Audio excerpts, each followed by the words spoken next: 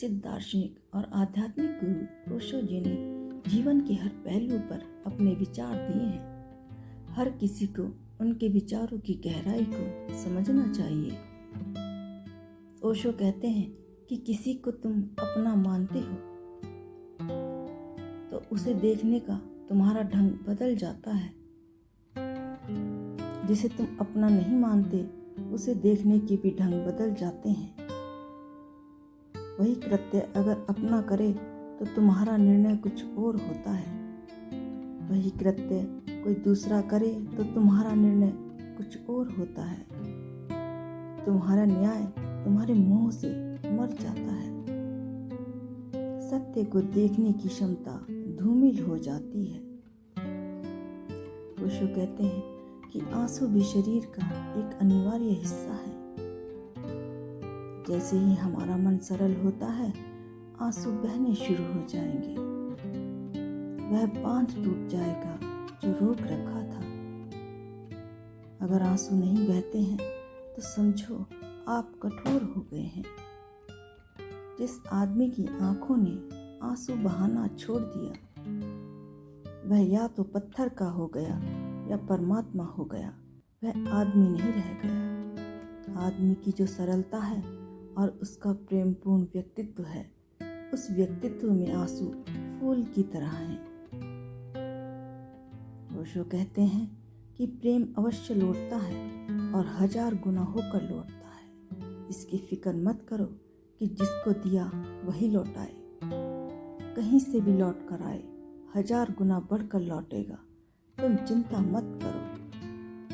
प्रेम जरूर लौटता है, और अगर ना लौटे तो एक ही प्रमाण होगा कि तुमने दिया ही नहीं होगा। अगर ना लौटे तो फिर इससे सोचना कि क्या तुमने दिया था या फिर देने का मात्र दिखावा ही किया था।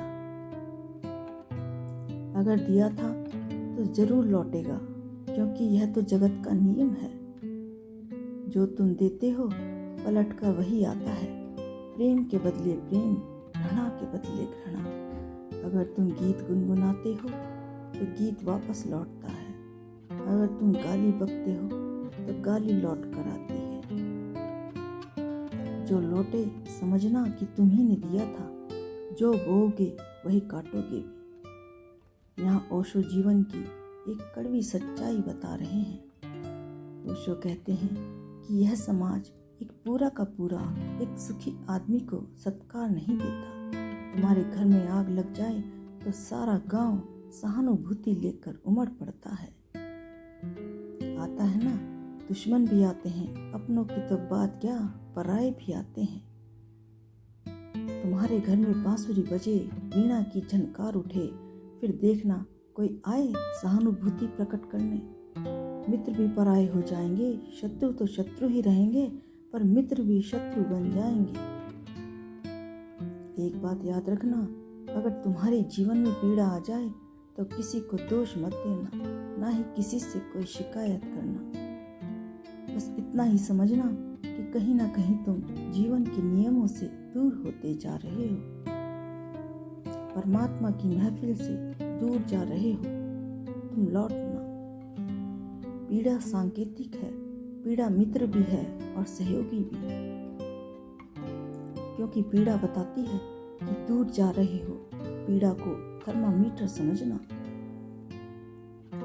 जब भी दुख हो तो फिर अपने जीवन की समीक्षा करना,